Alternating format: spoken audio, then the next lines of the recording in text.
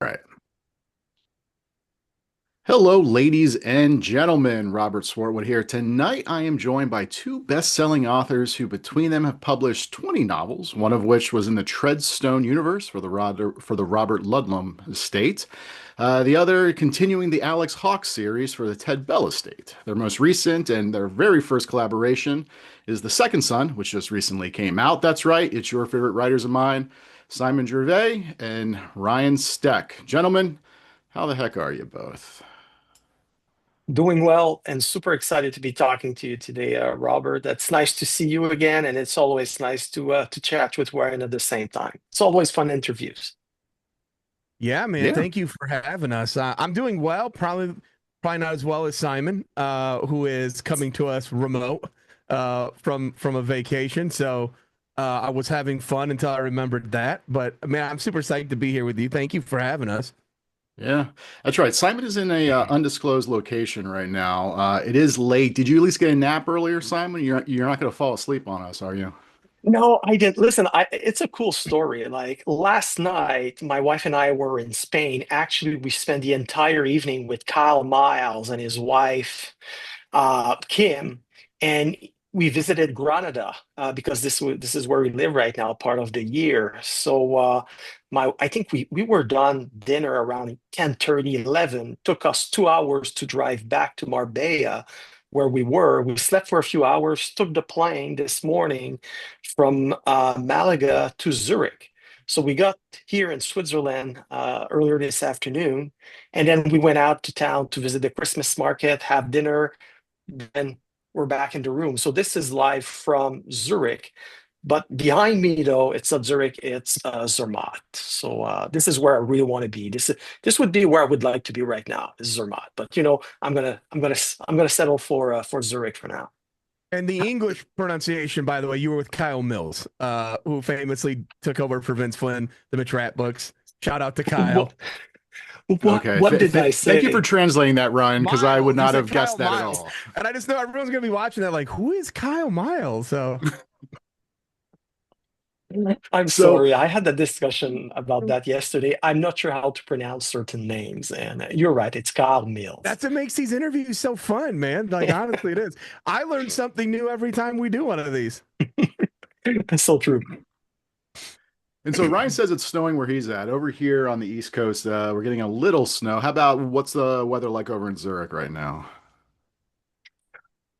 It's about 5, 6 degrees, I think, tonight, but we were around 10, 13 degrees today. It's fantastic, beautiful sky. What I'm surprised about, and I don't know if you guys travel a lot, but in Europe, like where we were in Marbella and now here in Zurich, even though it's a Wednesday night at 9:30, 10 o'clock, the terraces are full. And people are eating their cheese fondue outside in the old town next to a super beautiful Christmas tree. It's very different. It's totally packed.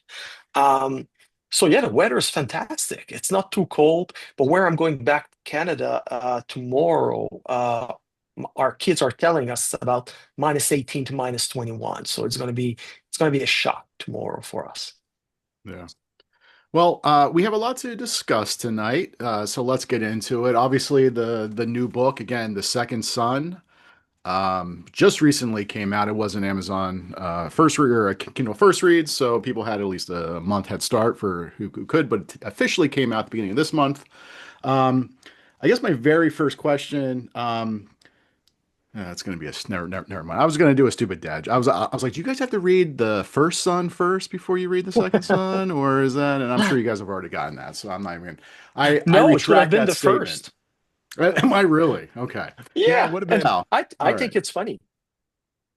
Well, if you ever do a prequel, then maybe you could just, you can do that. So Simon, I've chatted with you in the past. People who want to can find that on YouTube. We go really in depth with just, how you got started, whatever else. Ryan, this is the very first time I'm chatting with you, but I still want to still kind of do the same type of thing where maybe we can start with you, Ryan. Do you remember like kind of what was the very first thing that happened to you that you decided to go down this, really crazy path of wanting to be a writer? Like, was there a certain book you had read or something you had seen, or what was that first kind of creative spark? I mean, um, being the real book spy, reading a ton of books. Um, yeah, there'd be times I would read and I would think, man, if they would have done this or that, I think this book would have been better. And I think I said that enough times to my agent, and he was like, if you just wrote it, you wouldn't have this problem. And so I was like, yeah, I'm going to go write a book. But I can actually tell you, I never told this story with Simon on here, I don't think. Um, my hero, Matthew Red, goes way back to high school for me. I was a terrible student. I was the class clown, always in trouble, always in the principal's office, always suspended.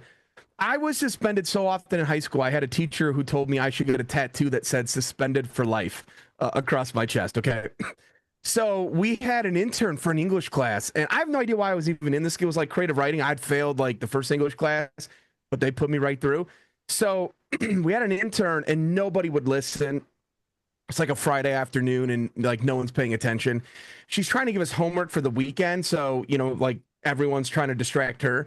And at one point, she just like snaps and goes, "Guys, you have to do this creative writing assignment over the weekend, but I don't care what you write about. You can swear. I don't care if there's cursing. I don't care if there's violence. I do not care. Write whatever you want and bring it back Monday." And that's the most hyped I've ever been for schoolwork. Like, I went home over the weekend and was like, I was so serious about it. Like, I was like, I just got a license to swear and write violence. So I'm like digging in, doing all this stuff. And I didn't know it at the time, doing all this stuff that like we do now, right? Like character development and really looking at structure. So I wrote about this senior in high school named Matthew Red, who has to defend his school as a vigilante from this like terrorist attack. So I didn't know. I come in Monday like super proud, by the way, and I did not know that this is like a peer-to-peer assignment. So I can still remember the kid that had to read mine out loud. His name is Trenton, and he stopped like every 3 words. That when it like just looked at our intern like, should I be reading this? Like no one knew what to do. It was chaos. So I was like really proud of it, man. So I was like pretty hyped up, and by afternoon I got called down to the principal's office. So I come walking down and I saw my parents, the superintendent, the principal, and the vice principal. And then I saw they were holding my creative writing assignment. And I was like, I'm getting an award. Like, I definitely am. And they were like, you're not. I was in so much trouble. And so my parents had this rule, like, if you're in trouble at school, you're in trouble at home. So I was in trouble at home all the time. So my mom is the first time she ever stood up for me. She is the sweetest, most like calm, quiet Christian lady you'll ever meet. And she's like, I'm not proud of what my son wrote, but he did do the assignment. And so she like argues for me, and I'm like, get him, mom. Like, and so like they sat and listened, and then they were like, okay, but no, he's still suspended for a week. And so it was the only time I ever got suspended where I wasn't in trouble at home. My parents just like let me do whatever I wanted. So I played Nintendo and, ate cereal all day. So flash forward, okay.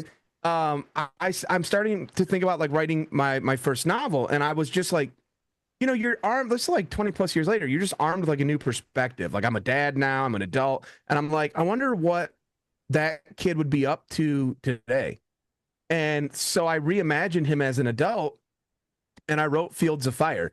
And so the ending to this story is that my kid, he just retired this year. My old principal ended up swapping school districts and became my kid's principal when they got to high school.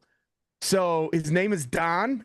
He's a fan of my books. And the last time I saw him, he actually like brought me in for a hug and he apologized and said like, I'm so sorry, that we suspended you and we treated you like that. And I was like, dude, joke's on you, buddy, because I got a week off school and several book deals out of it. So it all worked out. What about so where Trent? did the name where did the name Matthew Red come from?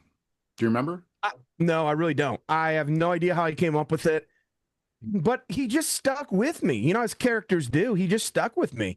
So all these years later, I needed a hero. I didn't have a name. I was just thinking about it. And I thought like, I wonder what that kid would be up to. And I just started exploring. Yeah. So, okay. So this is interesting. And Simon, we will get to you, I promise.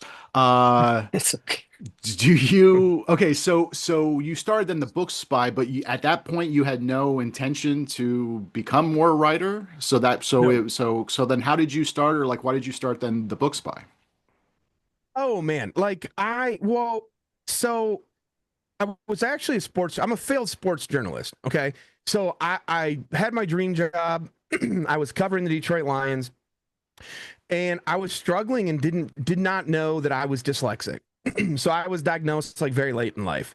And my doctor at the time said, like, hey, just read a lot and retrain your brain.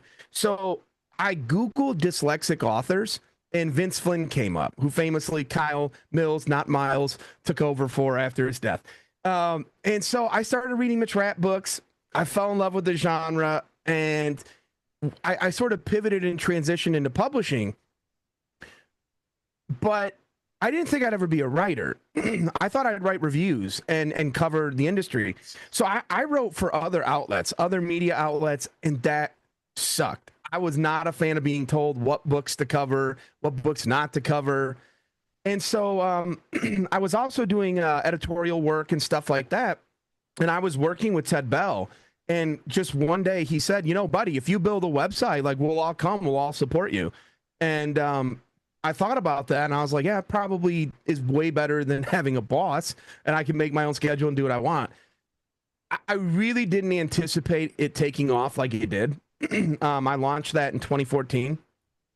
And I think by 2017, we started averaging 2 million readers a year on that. So, I mean, it grew really fast. Very blessed, very thankful. But even that was like not planned. Yeah. And then from there, you decided, having read all those books, you were like, I could do this. And then you went back to Matthew Red. And then, so had you done anything? I mean, so was the very first novel that was published, was that the actual first novel that you had written, or had you done anything previously?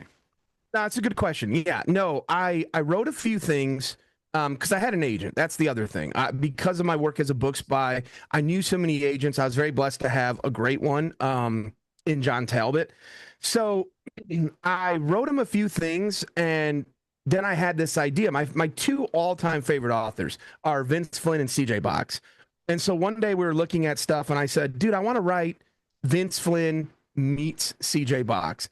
And I just remember him going like, what's that look like? And I was like, dude, I don't know. Give me a year. I'm gonna go figure it out.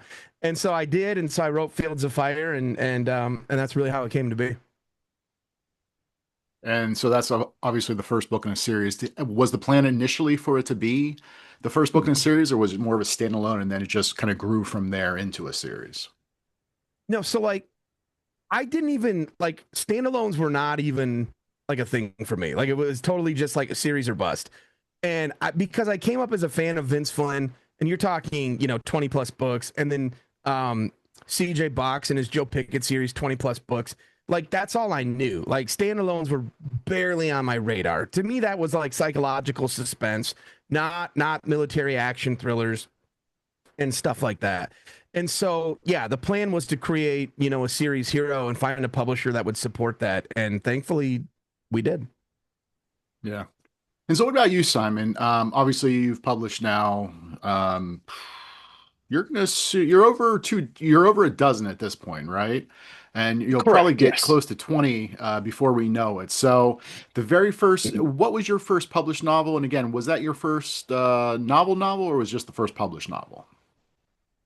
With my first published novel, the first thing I wrote was The Thin Black Line, and that came out in 2015.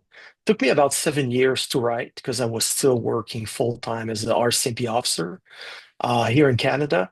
So it took me a while, and when I got that book deal, it was a two-book deal, and I had to make a decision because the next book was due 12 months later, and I needed to know, I needed to produce another book in a year, and I knew that I couldn't do faster than 7 years if I was still working full time as a police officer.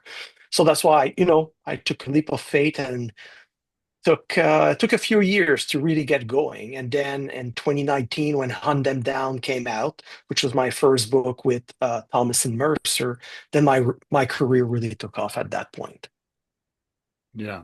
And as I mentioned on the intro, the both of you have done some IP work. Ryan mentioned Ted Bell earlier, and Simon, you've done a book for the Robert Ludlum universe, one of the Treadstone books. Can you talk about just how that came about and kind of that experience? Right. Just like I say, this was a Blackbriar series. The Treadstone was done by our friend Josh Hood. Blackbriar was the third series in the Jason Bourne universe. There's Jason Bourne books, which are now written by Brand Freeman, Treadstone by Josh Hood, and that series was canceled at the same time that mine was canceled, Blackbriar. So how it came to be was really Thomas and Mercer was publishing one book, one Simon Gervais book a year, and I knew I could do a little bit more. So I knew Tom Colgan, and I sent him a quick email saying, you know what, I'm in between books. I'm available if there's anything. I know your slate is full. You have like superstar writing, the Clancy, the Ludlum, and everything, but something came up. Let me know. And he replied right away. Like I'm talking minutes later. Say, Simon, you won't believe it. I cannot believe you contact me just now because I was thinking about you. Something came in my lap. I cannot tell you what it is right now. Give me a few months, but you'll know soon enough. And later on, I learned that the Ludlum estate wanted to build a third series in the Jason Bourne universe.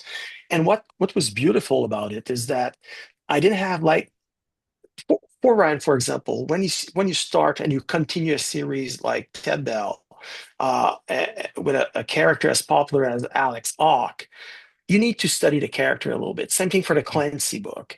I was creating a new world within Jason Bourne universe. Blackbriar, nobody had written about Blackbriar before. It was mentioned in one of the movie. So for me, I really had a carte blanche to write pretty much anything I wanted.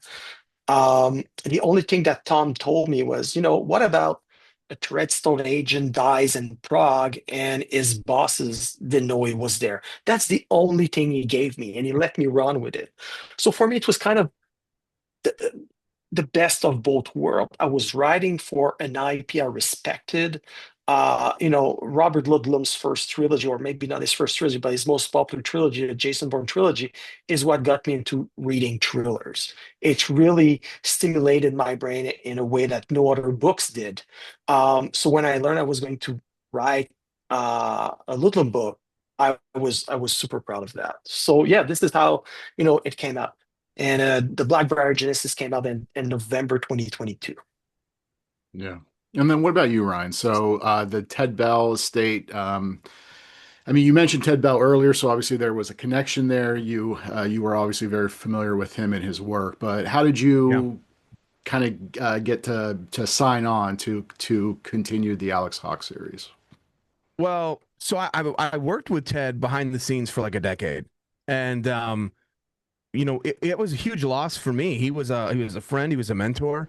When he passed away a couple Januaries ago, man, I took it really hard, and I think a few months later we shared an agent. So I asked our agent, like, I wonder what's going to happen to Alex Hawk, and at the time, like, we thought nothing. Not probably it won't continue.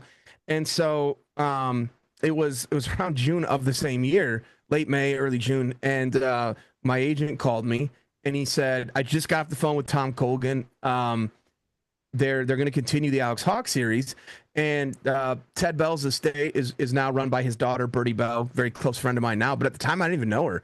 And he said, like, man, they want to do it, they won't do it without you. And I was so out of it. True story, Robert. I said, yeah, tell them whatever author they get, I'd love to work with them. I just assumed my role would stay the same, working behind the scenes. And there was like a pause for like a solid three Mississippis. And then my agent was like, no, you idiot. They want you to write them. And I was like, oh my gosh, really? Like, I was shocked, man. I was shocked. And so I said yes, like immediately, and got on a call with Bertie Bell. And I felt like I knew her because I knew her dad so well. So I felt like, and he always talked about her. So what I didn't know was she felt the same about me.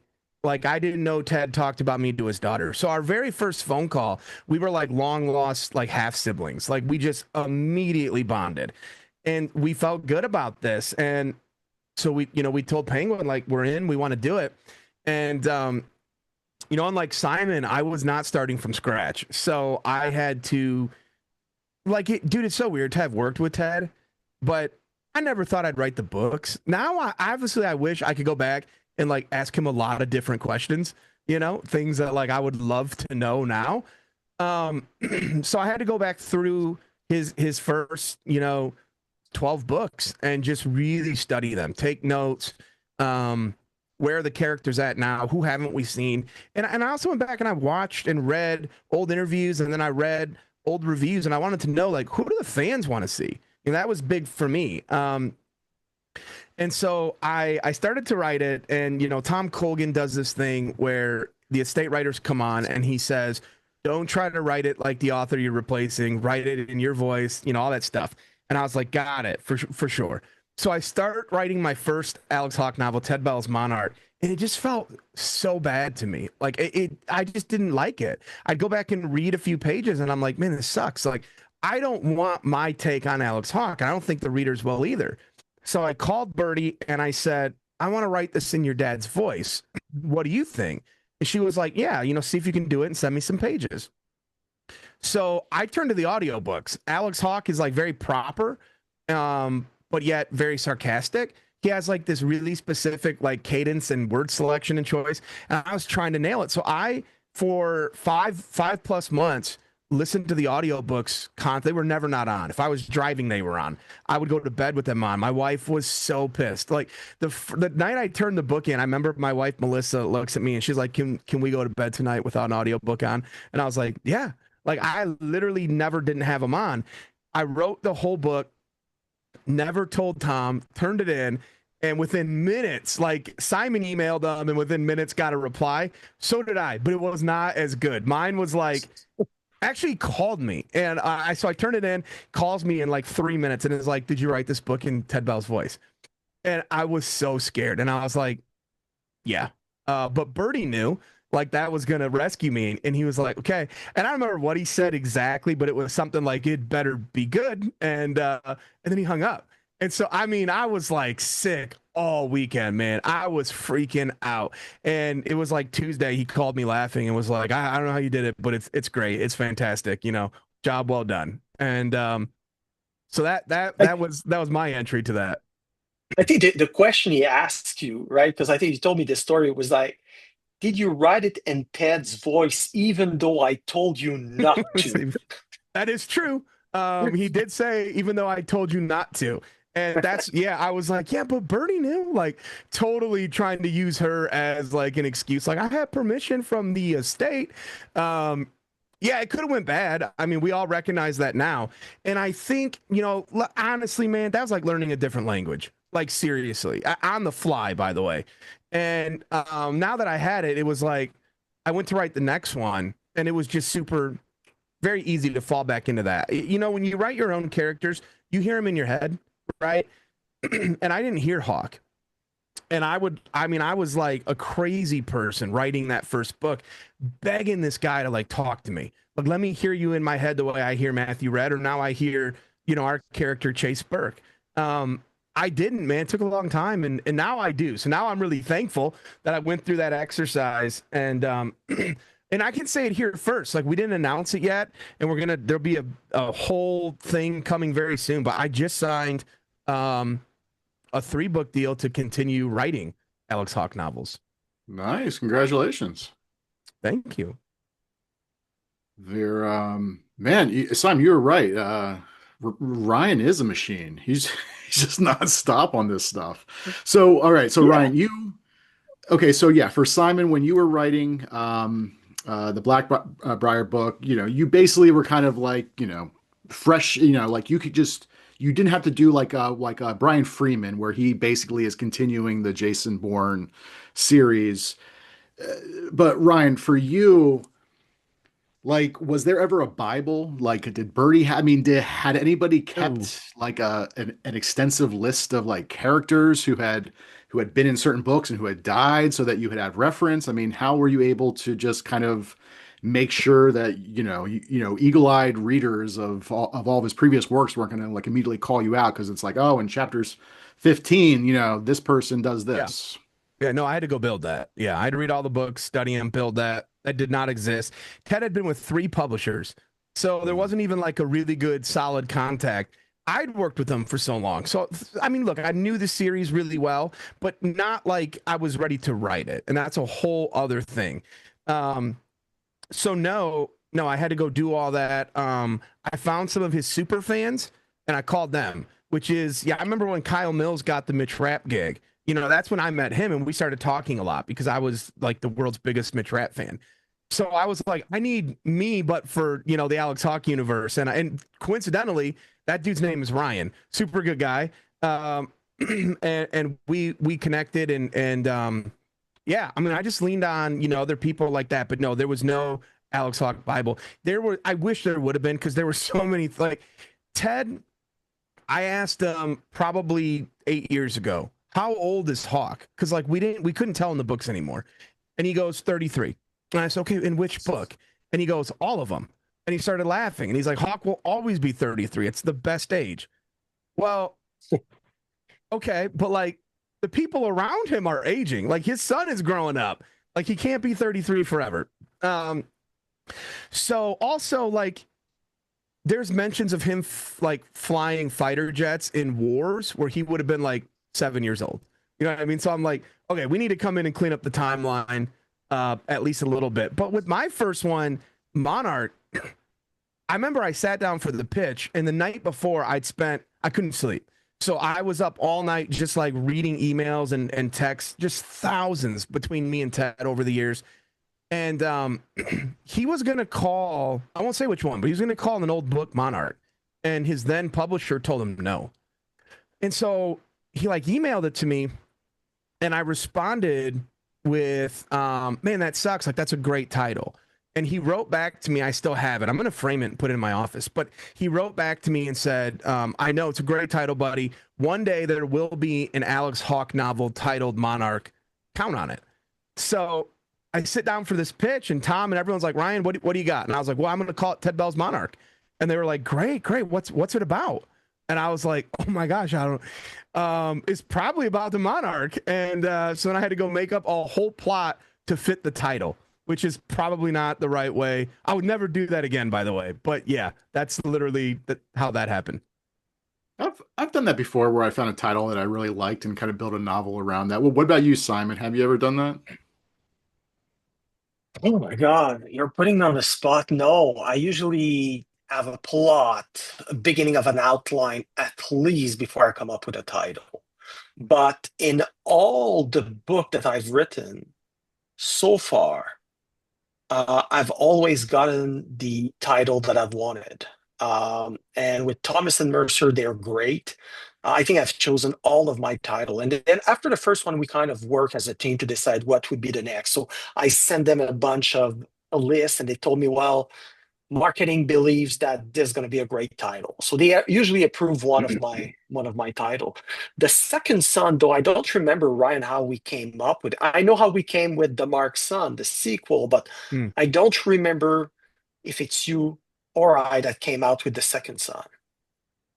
We say this in interviews all the time. I can't remember who wrote what. You know, like we'll go through the book now, and I'm like, that's a good line. I hope I wrote that. I can't remember. I don't know. We both touch every page and every word, so I genuinely don't know who wrote what, and I can't remember what the title. Though I will say, it's called The Second Son. Our hero's name is Chase Burke, and it wasn't until we already had the book deal. And at one point, my agent was like, oh, I get it. Like, don't you have a son named Chase? And I was like, oh, yeah, I do. Yeah. And he's like, isn't he your second son? And I was like, yes, he is. So I don't even know confidently I came up with that title, but it fits. So I have no idea. I remember what the Mark son, Simon's right. I know how we did that one. But this is like how everything works. I feel like our brains just meld when we're working on these projects. And right. Yeah, you might remember who came up with what for like a few days, and then after that, it just all kind of blends together. Yeah. 100%. Well, before we get into discussing, obviously, the new book, we'll start with you, Ryan. Are you somebody who just sits down and with a character idea and goes from there? Or do you really like extensively outline, or like what's your process when it comes to writing? And has that changed since your first novel to now? Yeah, big time. Yeah, my first book deal, I had the first book written, Fields of Fire, was a 2-book deal. We did a Zoom call, and my first Zoom call with my publisher, and they said, hey, we can't wait to see the outline for book 2. And I said, oh, I don't outline. Like, I'm not an outliner. I'm just gonna go write it. And everyone looked at me like I had 6 eyeballs, and I remember that.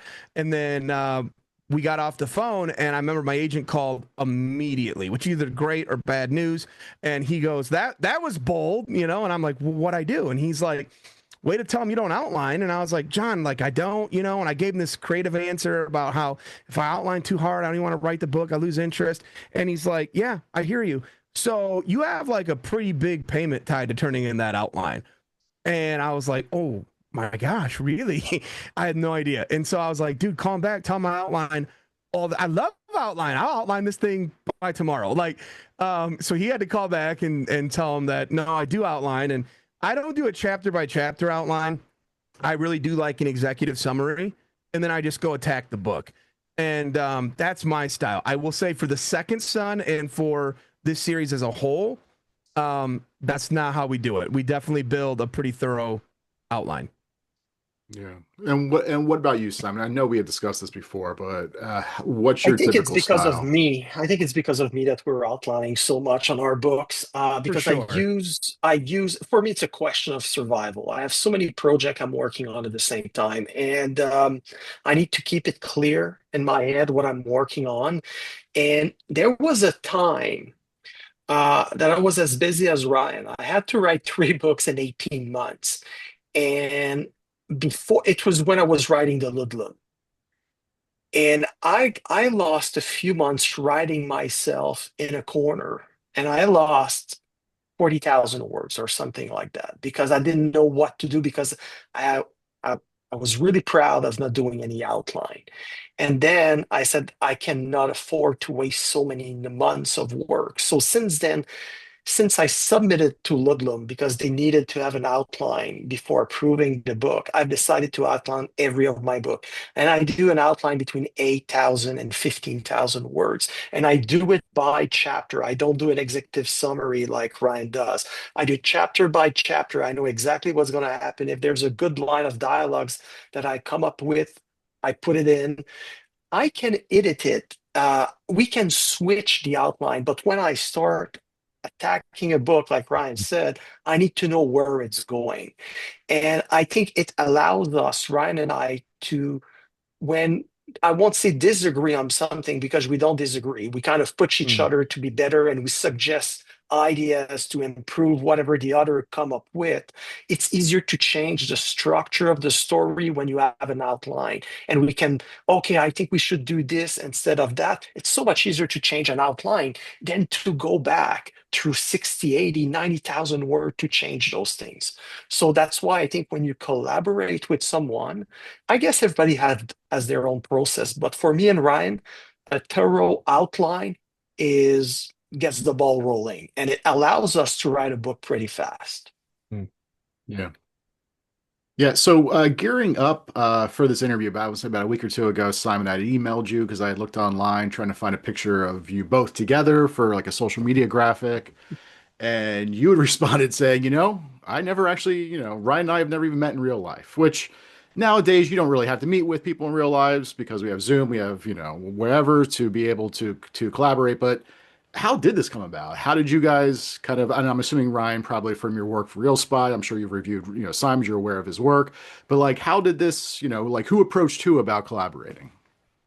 Well, normally, man, I'm in your shoes, like on your side of the interview. So as a book spy, I'm always interviewing people, and Simon mentioned his first book that came out in 2015. I've covered every book he's ever released, like for sure. So we've known each other the whole time. I had him on. I don't remember what book it was. Simon, do you?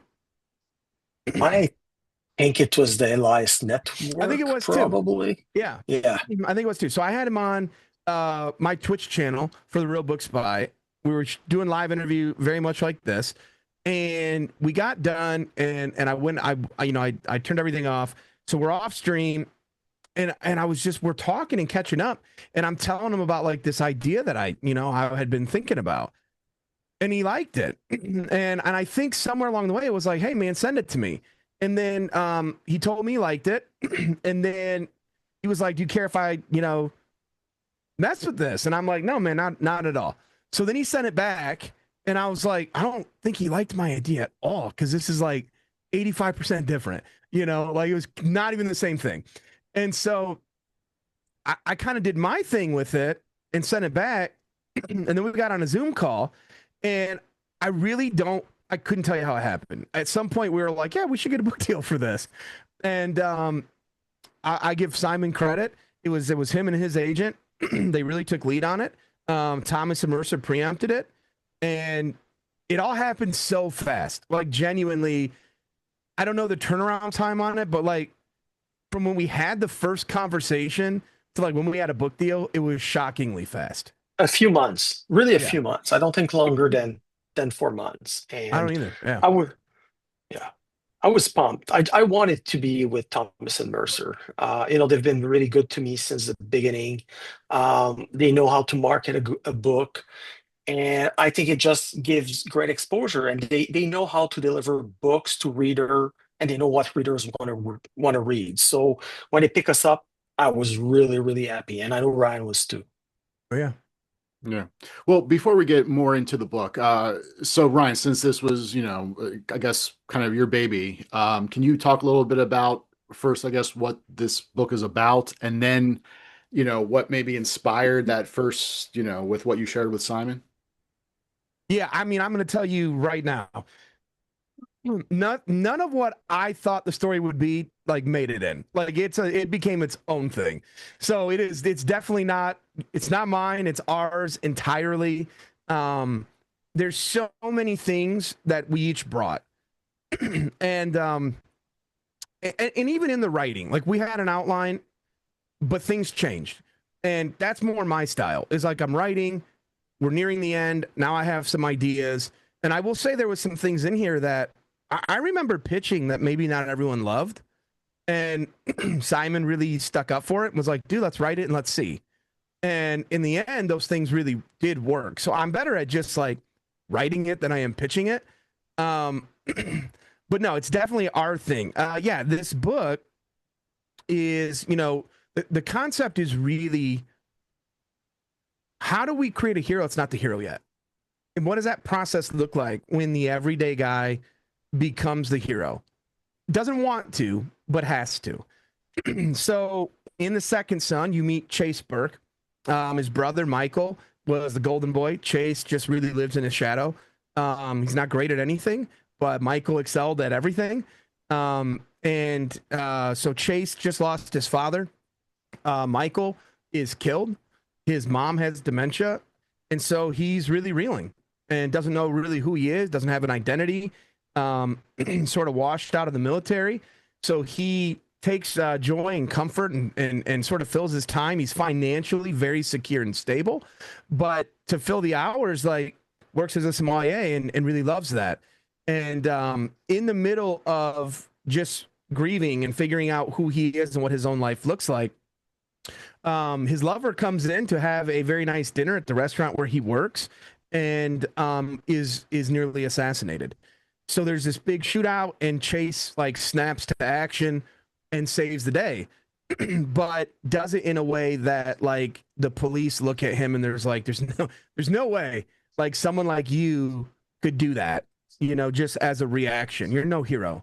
And so he becomes suspect number one. So really to clear his own name, he has to figure out what's going on. And in the middle of that, finds out that his own brother, the golden boy, the one that could do no wrong, is now being called a traitor. So it becomes not just how do I clear my name, it's how do I clear my family's name. And really the story is all like you get pulled down the rabbit hole from there. It becomes a very twisty, turny, action-packed adventure.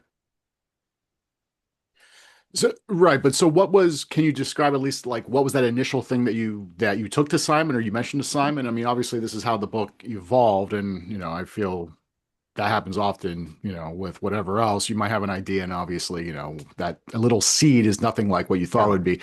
But like I'm just curious, like what like because you just said like this book is completely different from what you initially kind of guess envisioned it to be. Yeah, oh yeah, for sure. Yeah, I do remember like the actual pitch. So I'm not going to tell you because I think there's a chance we'll still do that. But I can tell you that the thing that really intrigued me was how do you like secret cabal, very powerful, shadow coup attempts, like stuff like that, but with action, and then also like with Harlan Coben, like twists and turns.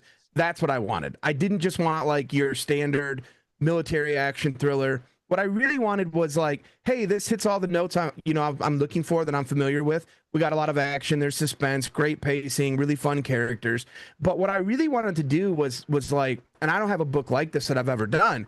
How do you subvert reader expectations and then like rip the rug out from underneath them when they least expect it? And what does that look like in our types of books? And I mean, I've covered thousands, like thousands of. I mean, I've written thousands of book reviews, and I've never covered a book like The Second Son. Yeah. And so, Simon, what did you think? I mean, like, what were your first thoughts? Like, because then I guess you kind of took that idea and ran and kind of went in a different direction.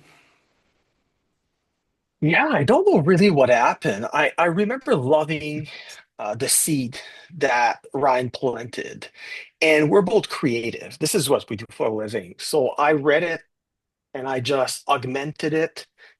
I followed my own path, my own direction, sent it back to Ryan, probably shocked him, and Yeah. he liked it. And it was his turn to augment it and do it better and had some of his twists and turns.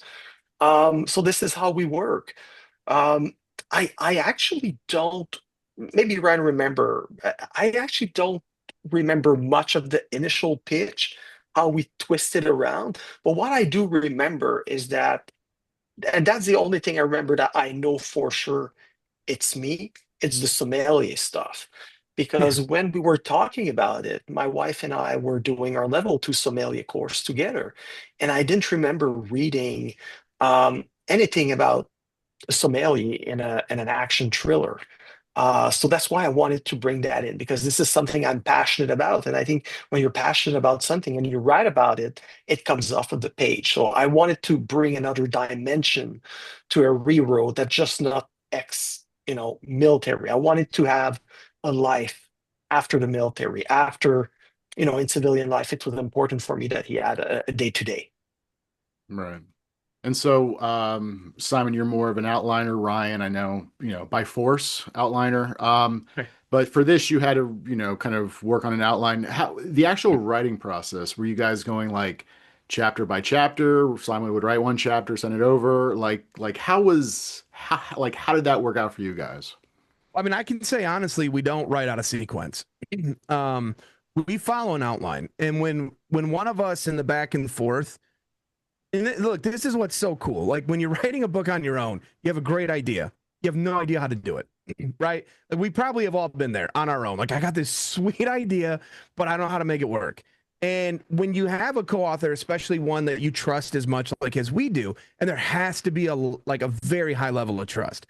And no ego. And that's the main thing that we both bring to this is we just leave ego at the door. And when we have like developmental conversations and stuff, I very quickly like the initial idea that I had that I sent to Simon, he had a better take on it. And I was smart enough to like acknowledge that. Um there's no ego. There's no like, dude, why'd you take what I gave you and totally change it? I thought the sommelier stuff was really cool. It's very much like Gabriel Alon, Daniel Silva's character, who's an art restorer. I'd never seen anything like it. But we do these conversations and we don't write out a sequence, so we're definitely writing in order. And it's you. I think it's usually me that like wants to get away from the outline, and I'm like, but what if we did this? What if we did that? And it doesn't always work at all. And so I'll come to Simon with like an idea, and I'm like, dude, what if we just did this? And a lot of times, what happens is he'll meet me in the middle of like, I like this part, but then what if we also did this? And that it's so collaborative. Like we're very quick to realize when the other one has a better concept. And I think because there's no ego, we share one goal, which is to deliver the absolute best story we can for our readers. And as long as that's like really your goal and you check the ego, I don't think it's hard to be on the same page. So the writing process, yeah, man, we do follow the outline until one of us wants to deviate, and then we sort of look at what does that look like if we get away from it, and then how does that change things, and where do we go from here? But there's not a single chapter that I wrote that he's not touched. There's not a single chapter that he's written that I haven't touched. And I think that's the most important thing for readers to know. My favorite, I won't say it's our worst review. My favorite bad review of The Second Son is someone just really is not a fan of my stuff. And they were like, this book sucked. Simon tried to save it. All of Ryan's chapters are dog water. It's so bad. Simon's chapters are great. And I'm like, dude doesn't have a clue. Like, there's not a single chapter that's just me or just him. And that's the truth. You would never know who wrote what because we can't tell you who wrote what. And that's the thing we were successful about, because my editor, the Gracie and Liz, when they came back, said, "We have no idea, Simon, if you wrote this or Ryan did." And this was our objective. What we're trying to do is the best of my writing with the best of Ryan's writing. And sometimes people say, how is it working with Ryan? And I always go back to, you know what, I'm going to rate it 1 to 10, 1 being very poor, 10 being the best scenario I could have imagined. And I always give it a 10 because it's been so easy to work with him. Our collaboration is everything a collaboration should be, in my opinion. Yeah. So, yeah, I mean, it's very interesting when writers collaborate, how they're able to kind of, I guess, mesh writing styles. So was that something just, when Simon, when you would send, I guess, Ryan a chapter, Ryan, you would read that chapter, kind of like tweak it here and there, and then Simon vice versa? I mean, like, did you guys game plan it ahead of time on how you were going to try to merge your writing styles together, or just it came organically? No, because I think from the beginning, I sent him something, he sent it back. I tweaked it, sent it back. He tweaked it, sent it back. We got a book deal. So we're like, okay, well, that system clearly works. So we'll just stick with that. And so, no, I don't think we planned it. It just works really well for us. I don't know how other authors do it, by the way. We didn't like go out and talk to other co-authors and like, how do you guys, go about this? We just found what works for us. I don't think it would work for everyone. I definitely don't. But it works well for us. And again, you need to have a shared goal, right? Like it doesn't matter whose idea we take, or it doesn't matter who does 51% of the writing, right? Like if this is the best book it can be, then let's just go with that. And so our voices like melded, I think, just very organically and really easy. Our styles aren't really all that different. Like we work in the same genre. It probably helps that I've covered Simon from his very first book. I've seen how much he's grown as an author from his very first novel to where he's at today. So, I mean, I was just really comfortable. Like, I think there was an expectation. We had read each other's stuff, and we kind of just knew each other as writers as well as people. So it happened. It was just really easy, really seamless. Yeah, Simon, you agree with that, I guess? Oh, I want to make sure you're 100%. included in this conversation. Come on. Yeah, no, and honestly, like Ryan explains things so better than I usually do. It's probably the French speaker in me that always struggle. Like it's really stuck with me, the Kyle Mills, right? So I'm always careful, but Ryan knows how to explain the book, I think, better than anyone else. So I'm always happy to let him explain how the Second Son came to be. But yeah, I agree with everything he says. And as I said before we started this recorded conversation, our biggest objective right now is to get a renewal on this series because we both love our characters so much that this is what we want at the end, is to get a third book and a fourth book in this series if possible. And I can tell you, Right, Robert, yes, like because this is you've asked a lot. obviously book one. We can talk a little bit about book two. We don't want to give too much away because it's still going to be about a year out till that comes.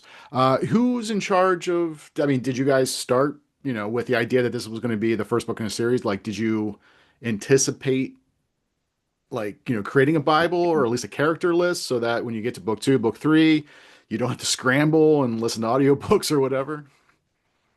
No, but I think we knew it was going to be a series. Like we had plotted the book, and clearly when people read it, like I want to be very, very careful in how I say this.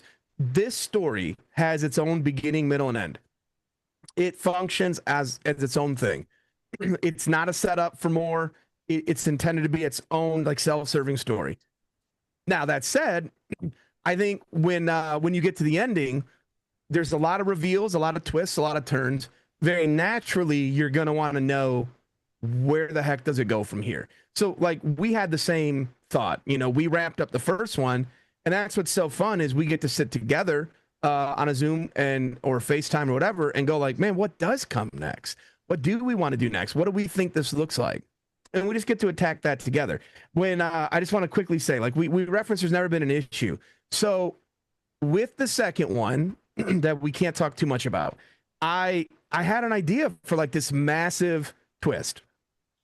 I had like two ideas, and so I was like, this is the one that I think makes the most sense.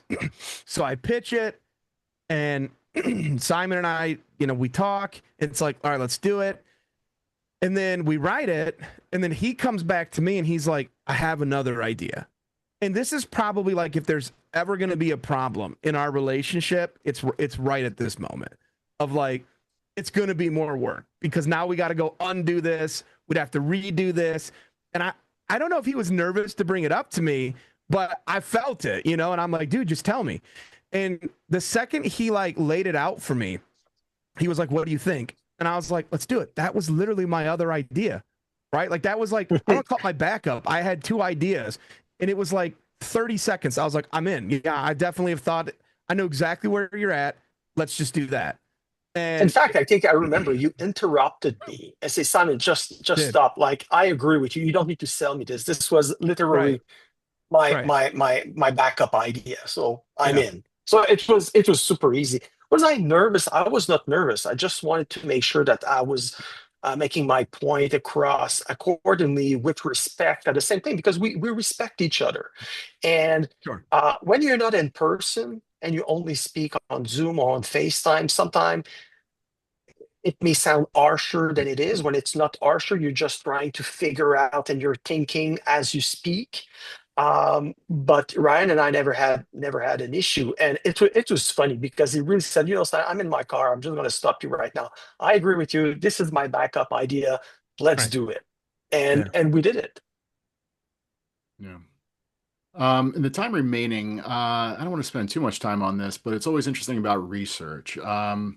Simon, I know we talked about this before, but it's like a year ago, so I completely forget. Do you, like, I guess when you're typically working on a book, obviously, I'm assuming you want to try to make sure, what you're writing about is as factual as possible, but do you get to a place where you like, do you, I don't know.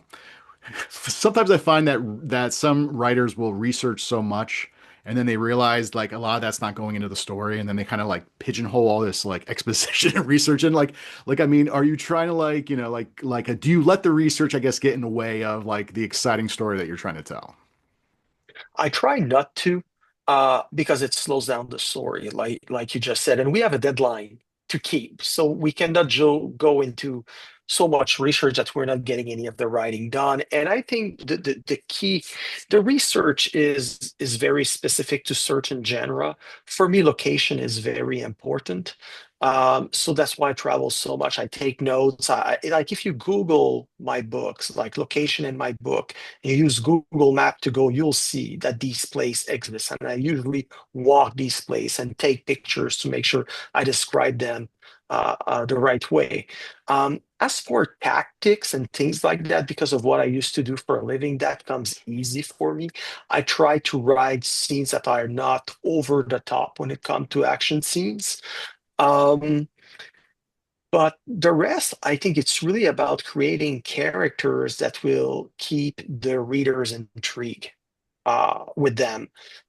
So I don't think you need that much research to create complex characters. So I don't think research takes too much of our time. Maybe it's different for Ryan, but for me, I don't spend too much. I don't waste too much time doing research. Yeah. I don't know, Ryan, what are your thoughts on that? Yeah, I mean, this is where it's nice to have two writers because if either one of us were to put way too much research into the narrative, like the other one's going to cut it out, Like that's where it's really fun to have both of you. And I never felt like, he's killing my darlings or this or that. No, it's been pretty smooth. I think there's danger in over researching. Certainly there's danger in under researching. You put a safety on a Glock, you're going to get 1,000 emails, rightfully so. So like we all know like the things you have to get right. The other stuff, I mean, it's not a hobby. We're not doing this it's a job, right? So like the best thing or the biggest thing I agree with that Simon said, there's a deadline. This might be fun researching this and I want to, but like we don't have time for that. Like it's for me, it's very much goal oriented of like, what do I need to know to write this story? And then how do I go write it? And so, yeah, I don't make it bigger or smaller than that. I do not travel as often as Simon does. I keep joking with him that I'm going to do all the locational scouting for our next book while he's globetrotting right now. But yeah, I mean, no, I don't over research at all. I think people always say, write what you know. And I think there's danger in that because if I wrote what I know, man, I'd be writing about a dad who started writing books, middle of his life with 6 kids. No one would want to read it. So I always say, like, write what you want to read. Right. But I mean, so Simon is a globetrotter. Every month he's in a new country. I almost feel like he's being chased by somebody. I don't know, Simon, that's what it feels like. But so Ryan, for someone who doesn't really travel as much, I mean, do you, if you're setting a book in like another country, I mean, like are you using Google Maps? I mean, like, how are you trying to make sure it's as authentic as possible? Yeah, if I can't go there, rather than Google Maps, I talk to people who live there. Like the really cool thing about like being an author in today's world, social media, stuff like that. Like you can literally tweet like, hey, who lives here? And then like you'll get 1,000 responses. You can just delete that tweet and then like kind of suss out who maybe you trust. Or if you have like friends, like, people in real life that, my series with Montana just so happened that I knew a guy that moved to Montana, like right after I started writing it. So I was like, oh, I don't have to travel there every other month. Like I can literally just call him and see what's going on over there. So I think, yeah, you could use Google Maps for sure, but I prefer to speak to people who are there. Yeah. Yeah. So the new book is The Second Son. Jack Carr calls it an absolute knockout. It's available right now on Kindle, audiobook, paperback. And then the second novel, The Marked Son, is going to be coming out next year. I guess you guys said it was a little bit too soon to give us a sneak peek of a quick elevator pitch of what that's about, or we should just or we're all gonna have to wait. I'll say this. There's more twists, more turns in the first one, and probably more action even. Yeah. Great. And so, for the time remaining, I always like to end with just recommendations. I mean, Ryan, well, first of all, how do you find time to find writing time on top of just the books by stuff? Well, I don't sleep. Every interview we do, I have to look at my face next to Simon's, and I'm like he looks rested and like he's having fun. And I look like I'm ready for another nap. I don't sleep a lot. That's one thing. And it's funny too because I think people can tell when I'm on deadline. I shout out to Jeff Ayers who wrote for the AP as a critic and has his own fantastic books out. He's got a series under a pen name they wrote with John Land. I can't remember what it is now. He's gonna kill me for this, but it's Leave No Trace and Cold Burn are the 2 books in that series, and they're fantastic. I'm able to bring him on and some more help for the books by, but I won't let anybody else review books but me. So I can get help with interviews and things like that, but I'm the only one that does the book reviews. So I think you can see when I'm on deadline because there'll be like steady reviews, and then you won't see any for like 6 weeks. And then people are always like, dude, are you okay? What's going on? And then like, I'll put out a tweet like, whoo, I finally turned this book in. And then like people have caught on now. They're like, oh my gosh, I'm glad you turned that book in, 300 book reviews, incoming tomorrow. And I'm like, yeah, I got to get caught back up. So when I launched the Book Spy, Robert, I was reading a book a day, sometimes 2, like just sitting and grinding it out. I can't do that anymore. So I focus on the books that really jump out at me, like obviously tried and true, like Jack Carr, Brad Taylor, Brad Thor, Vince Flynn titles, CJ Box, definitely like my favorite authors, Greg Hurwitz, Robert Crace. Like I'll jump on those right away. But I also really have good relationships with the publishers, enough that I can ask like marketing and publicity, like, no, like seriously, what's the book you're excited about? Not the one you're trying to sell because they way overpaid for, on the advance. What's the one you genuinely are excited about?